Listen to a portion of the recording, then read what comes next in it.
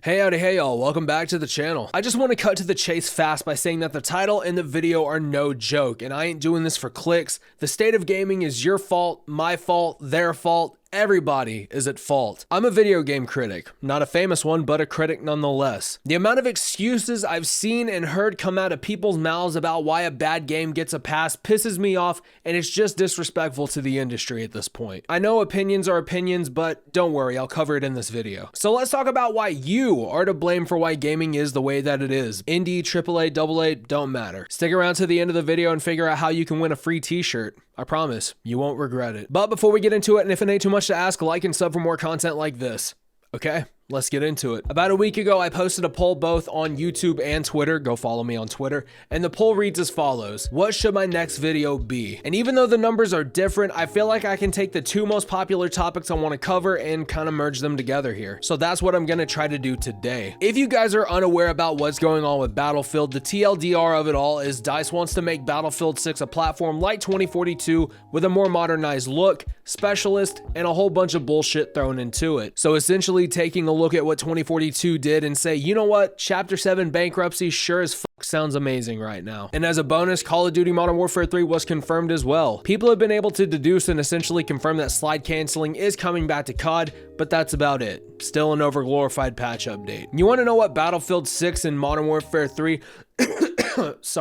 Modern Warfare Roman numeral 3 have in common? Both games are being made by companies that have made it more obvious than a fat dick on a small horse that they just want your money and don't care about the games they are releasing. The guys over at DICE blame the players for, quote, not understanding how to use specialist classes, and Sledgehammer had the 62 IQ play of not doing a campaign for Modern Warfare 3. So how hard is it to make a game that we actually enjoy? How hard is it to look at the games that made these cucks billions of dollars that weren't total pieces of hippo shit and just copy what they did? Apparently, it's harder than we think. It never ceases to amaze me how many games I see come out of the indies that are in a horrible goddamn state that get released, and when someone like me makes a video on it highlighting things that I don't like and things that I would deem an experience killer, I'm all of a sudden a harsh, judgmental, overly critical piece of shit with a skill issue who's milking content. And my only response to all of it is, why? I make the videos I do to give people another perspective and some food for thought. I also make these videos to give unfiltered and direct criticism alongside feedback so developers of games can go in and make changes if they choose to do so. None of the videos I make are personal attacks. I do this because video games are a huge part of my life outside of my family. But no matter how many times I talk about it, I get hit with the three-piece combo of, you're gonna buy it anyways, sounds like a skill issue, and it's only an alpha or beta, bro, it ain't that serious. So let me go ahead and tell you how fucking serious this shit is. I made this argument a few videos ago, but I'm gonna reinstate my point here. You wanna know why 90% of multiplayer indie games on Steam are dead? You want to know why we have never seen a COD Ghost 2 or a Vanguard 2? I'll even ask, why is it when Battlefield makes a game outside of modern combat, it performs horribly? In the case of the indie games, gameplay issues, lack of care, and voting with your wallet is what killed those games. In the case of COD and Battlefield, it's because people voted with their wallet, and instead of making videos talking about how bad the game was,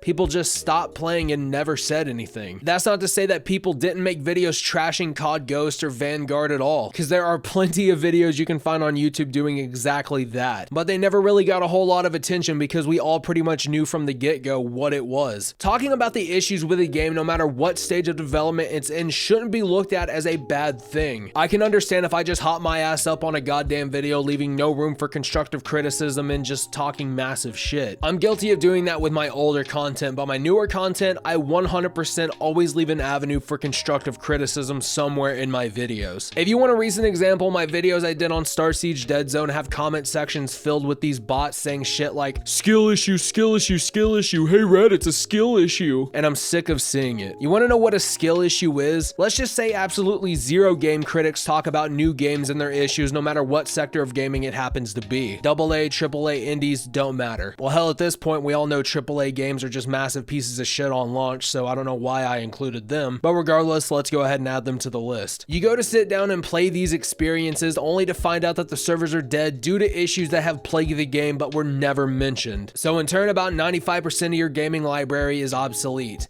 That is a skill issue, my friend. Not being able to discuss the issues your favorite title or titles have because you feel like you need to have some kind of brand loyalty complex. Brand loyalty doesn't save games, both great and bad. Look at SOCOM and Splinter Cell, for example. People are diehard fans of both of those titles, but their brand loyalty did not save those titles. Being loyal to a game and its studio is one thing, but I can guarantee you, being vocal about issues so they can get fixed is not the end of the world. Well, what about Call of Duty and Battlefield? We tried telling the devs and they've done nothing but made it worse. Unless you're somebody like Jack Frags, Enders, Tim the Tap Man, Dr. Disrespect. They don't give a shit about your YouTube video or your typed out Steam review. They care about your money. Money that you have that you are constantly giving these assholes. And hey, it's your money. You do what you want with it, right? My rule of thumb is this. If the game had a catastrophic launch, I give them 90 days. If they can't fix the core issues in 90 days, then I'm not buying the game until a 50% off sale happens. Aren't you still giving them money? Well, yeah, I am, but it's the difference between giving them $70 for a broken, content-stricken mess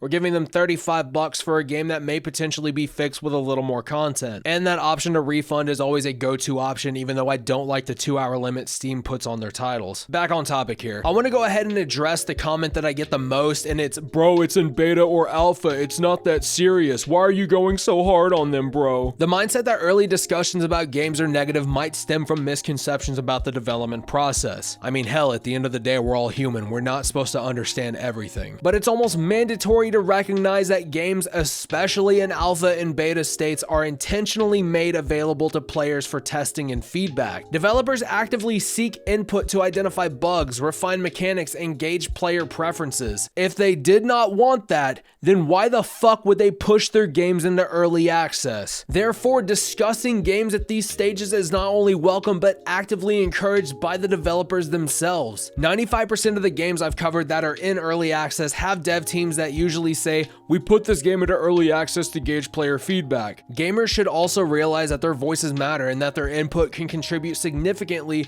to shaping the final outcome of a game. Viewing these discussions as a way to enhance the gaming experience rather than a critique of an incomplete product can lead to a more positive perspective. I'm not purposefully shitting on these games. I'm heavily critiquing them to standards that I, myself, think the game I'm covering should be at. Of course, all of that changes whenever you start looking at the size of studios and funding and stuff like that. And of course, my words are not gospel at all, but silent mouths never get fed. And having people scream out that I'm being too harsh and that I shouldn't be making videos criticizing games I haven't spent hundreds of hours in is really an attempt to starve me out of my critical input. Really, it's an attempt to starve anybody out of any critical input. Input that could damn well change the course of a game's future. Case in point, when I first played OHD, I tore Blue Drake's ass apart and told him everything I expected to see in the game. Some time passed, the updates poured in, and I seen some of the things I've wanted to see. I've been keeping in touch with Drake on development plans for OHD, and I went from a hater to a fan of the project. At the end of the day, the only skill issue I have seen is people in the comments not being able to handle the criticisms better than the devs do. And until that shit stops, we're gonna see a lot more games in the indie scene die, and we will see plenty of AAA titles hit copy and paste